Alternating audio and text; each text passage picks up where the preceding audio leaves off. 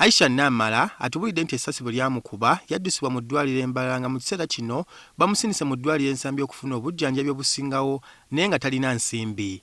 Namara agamba nti newankubadde bagezezzaako okwekubira endula kampuni ya SGA egambibwa okuba n'omusajja yamutuusaako obuzibu gye yali akolera mpaawo kye baali bamuyambye.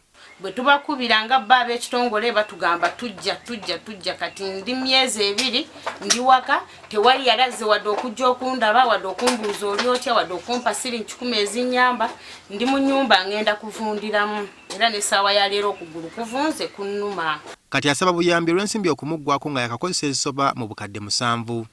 N'entuuka ensambya era nayo baŋŋambye nti ssente zimpweddeko sikyalina ssente bannange nakakozesa obukadde obusoba nga munaana ne emitwalo nga 7.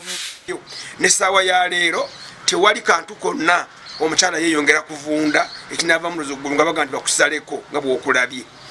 Ekyewuunyisa nti bo bajja wano ku poliisi Lyantonde baagala mundu yaabwe era singa poliisi twagiremerako nnyo ntubeera bakakanyavu ku yo singa baatendebwa lyoddanga ne mundu baagiwaayo dda.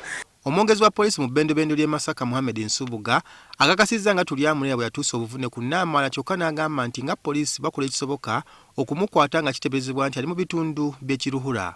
So tusaba abonaabona abayinza okuba nga bamumanyi Turyamureeba Benjamin bakwatire wamu n'ebitongole eby'enjawulo okulaba nti nno akwatibwa era avunaanibwa omusango ogugezaako okutta omuntu ng'akozesa ekisi oba ekimundu.